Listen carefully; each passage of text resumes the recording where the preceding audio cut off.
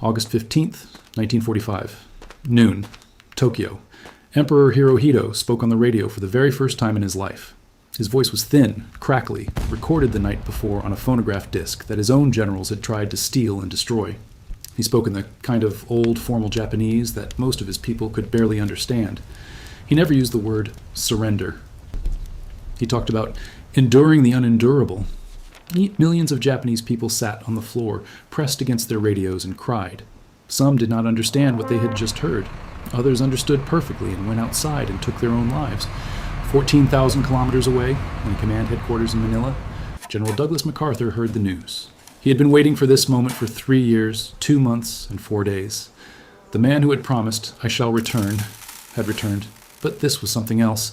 This was the end of the war. And what Douglas MacArthur did next, how he walked into Japan, what he said on the deck of a battleship, and what he built from the ruins in the months that followed, is one of the most extraordinary things any military commander has ever done in human history.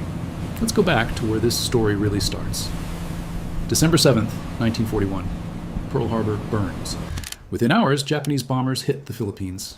MacArthur commanded all Allied forces in the Pacific, and he had about 100,000 troops. 20,000 of them Americans, the rest Filipino soldiers, many barely trained. His Air Force was wiped out on the runway at Clark Field near Manila on December 8th. His naval support was gone. Washington sent him almost nothing, because the United States had already decided on a Europe-first policy. MacArthur was supposed to hold the Pacific with his bare hands. He couldn't. By December 24th, Manila was declared an open city, and MacArthur pulled his forces onto the Bataan Peninsula, 30 miles long and 15 miles wide, a jungle thumb of land across the bay from the capital. 80,000 defenders dug in. They had half rations from the start. They ate monkeys. They ate whatever moved. Malaria and dengue fever tore through the ranks. No reinforcements came. No supply ships arrived. MacArthur had told his men help was coming, but he knew in his heart it was not. On March 11th, 1942, on orders from President Roosevelt, MacArthur slipped out of Corregidor in the dark on a patrol torpedo boat, his wife Jean and his 4-year-old son Arthur beside him. 6 PT boats cut through the South China Sea in rough water, dodging Japanese patrols. 35 hours later, they reached Mindanao. 2 days after that, a B-17 Flying Fortress flew him to Australia. When he landed in Melbourne, a reporter asked him what he planned to do. He said, "I came through and I shall return." He meant it, but what he left behind was catastrophe. Bataan fell on April 9th, 1942.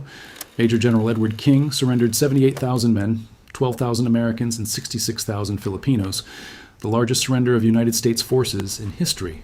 General Jonathan Wainwright held Corregidor until May 6th, when he too surrendered. Then came the Bataan Death March. 65 miles on foot, in searing heat, with no water, no food, guards with bayonets who killed anyone who fell.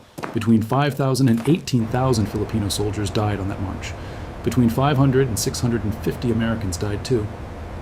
The survivors reached Camp O'Donnell, where another 16,000 Filipinos and 1,000 Americans died of disease and starvation.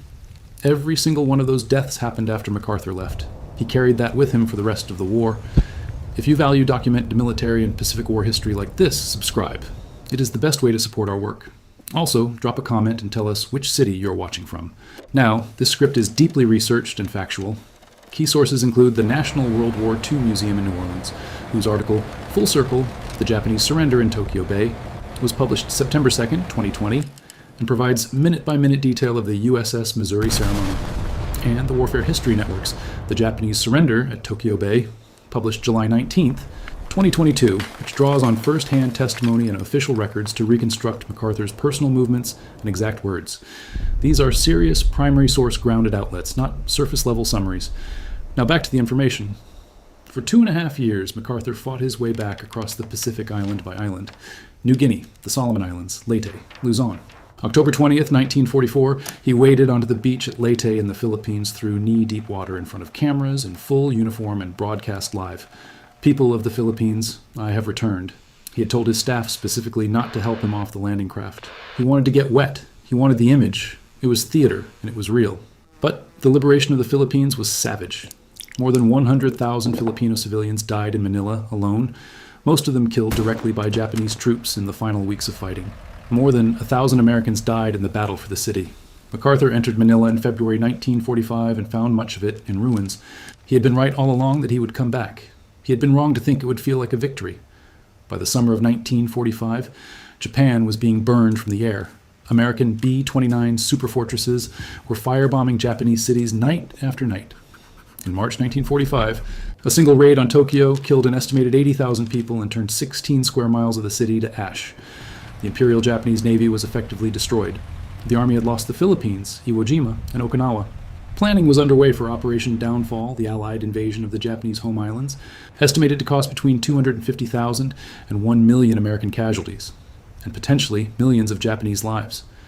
Then the atomic bombs fell, August 6, 1945. Hiroshima, 8:15 in the morning. A single B-29 named Enola Gay dropped one uranium bomb. The blast killed an estimated 70,000 people instantly. The total death toll from the bomb and its aftermath reached as high as 140,000 by the end of 1945. 3 days later, on August 9th, a second bomb destroyed Nagasaki. Approximately 40,000 people died in the initial blast. The final toll reached 75,000. The same day, the Soviet Union declared war on Japan and invaded Manchuria. Emperor Hirohito convened his council and broke a tie vote. He said Japan would surrender. On August 15th, at noon in Tokyo, the Jewel Voice broadcast went out across Japan. His people heard their emperor speak for the first time. Many could not understand his archaic court dialect, but the meaning became clear. Japan had surrendered to a foreign power for the first time in its recorded history. War Minister General Korichika Anami committed suicide before the broadcast aired. A group of military extremists attacked the Imperial Palace that night in a coup attempt, killing a general of the Imperial Guard Division before the rebellion collapsed. There were people in Japan who would rather burn the whole country to ash than accept the word defeat. MacArthur heard the news in Manila. He had known it was coming. He did not erupt in celebration. He was already thinking about what happened next. August 28, 1945. A small advance team of American soldiers landed at Atsugi Airfield outside Yokohama. Atsugi was home to Japanese kamikaze pilots. The war was technically not over. Some of MacArthur's advisors said he should wait, that it was too dangerous to land yet. He did not wait. 2 days later, on August 30th, at 2:19 in the afternoon, MacArthur's personal C-54 Douglas Skymaster transport, named Baton, touched down at Atsugi. He stood at the plane's door with a corncob pipe clenched in his teeth and said nothing for a long moment. Then he muttered 3 words to himself. "This is the payoff." He walked down the ramp and shook hands with General Robert Eichelberger, who had fought with him from New Guinea to the Philippines. MacArthur said, "Bob, from Melbourne to Tokyo is a long way, but this seems to be the end of the road." The 2 Japanese divisions, stationed along the 12-mile road from the airfield to Yokohama, stood with their backs to MacArthur's motorcade, the same formal position of respect they would show the Emperor. MacArthur rode in an old American-made car that broke down multiple times. He did not appear to care. September 2nd, 1945. Tokyo Bay. Over 300 ships of the Allied fleet were at anchor. The sky was gray. The air was cool. The USS Missouri, a 45,000-ton Iowa-class battleship, 888 feet long, sat at the center. On her deck, 2 flags had been hung with great care. One was the American flag that had flown over the U.S. Capitol on December 7th, 1941, the day of Pearl Harbor. The other was a 34-star flag, tattered and fragile, the ensign of Commodore Matthew Perry's flagship, USS Powhatan, when Perry had sailed into Tokyo Bay in 1854 and forced Japan to open its ports to the world. Admiral Halsey had ordered Perry's flag rushed from the Naval Academy Museum in Annapolis, Maryland, specifically for this day. The Japanese delegation of 11 men arrived aboard a destroyer at 8:56 in the morning. Foreign Minister Mamoru Shigemitsu led them, walking with a cane, because his left leg had been shattered by a bomb in Shanghai in 1932. General Yoshijiro Umezu, chief of the Army General Staff, came next.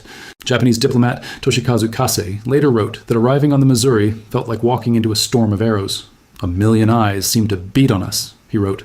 There were Allied officers, sailors, journalists from across the world, all staring. MacArthur came to the microphone. He had not bothered with a necktie. His hands, holding a single sheet of paper, trembled. He spoke about justice and tolerance. He called for those present to rise to that higher dignity which alone benefits the sacred purposes we are about to serve. Then he fell silent. The signing began. Shigemitsu signed at 9:04 in the morning. Umezu signed at 9:06. Some of those present swore they saw Japanese officers weeping as their chief of staff put pen to paper. At 9:08, MacArthur stepped forward and signed as Supreme Commander for the Allied powers. He used 6 pens. The first 2 he gave away immediately, not to admirals or politicians, but to 2 men standing directly behind him who had been pulled from Japanese prison camps just weeks before.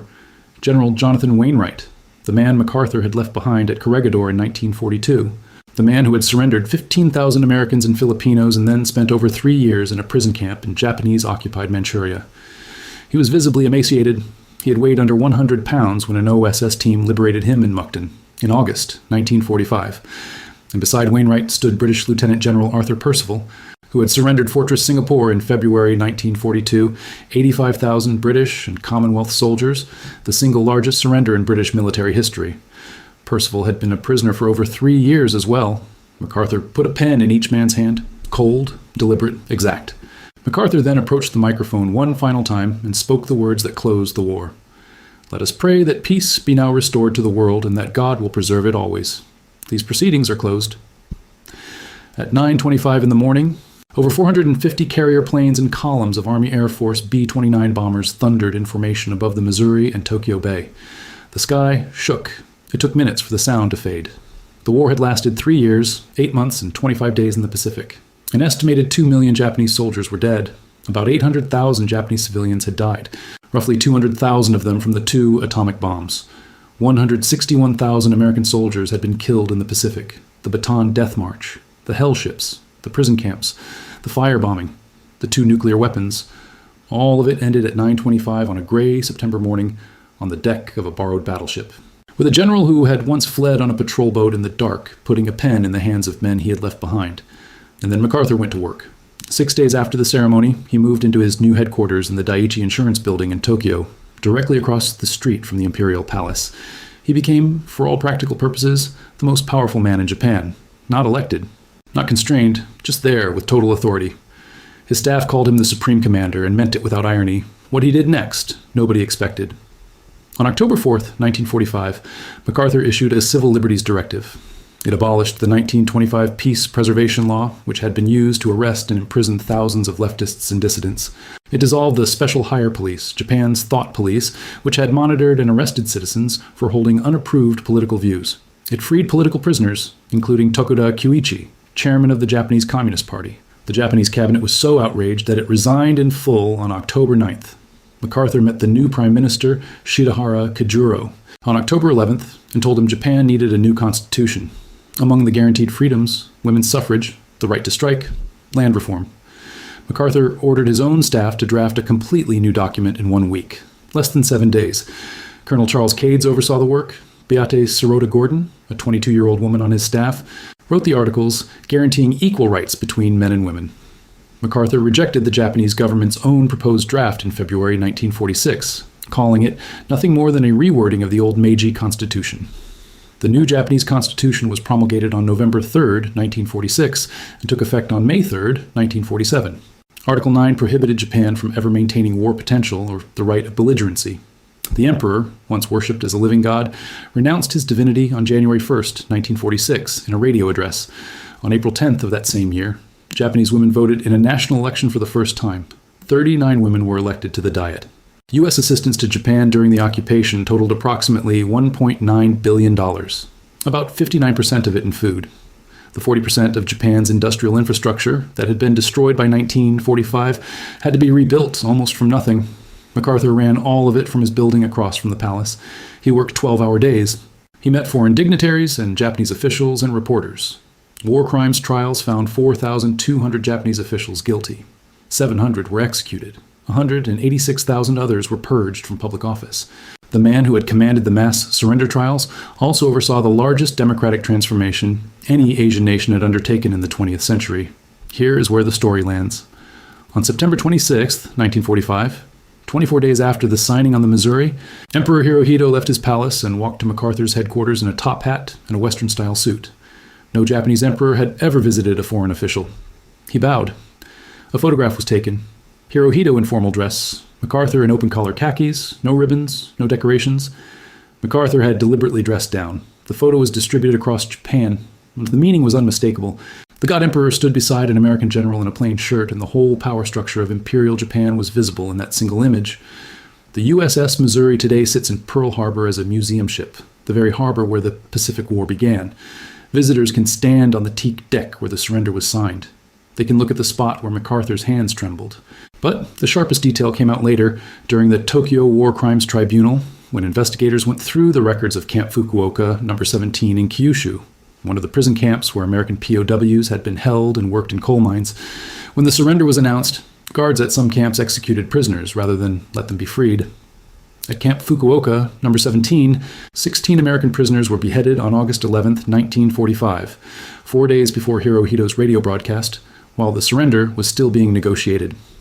The last Japanese soldier to formally surrender was 2nd Lieutenant Hiru Onoda, who had been fighting alone in the jungles of the Philippines and did not accept the war's end until March 9, 1974. He had to be personally ordered to stand down by his former commanding officer, who was flown to the Philippines specifically to deliver the message. Onoda walked out of the jungle in full uniform, with his rifle still working, 29 years after the Missouri's guns went silent. Some orders take a very long time to arrive.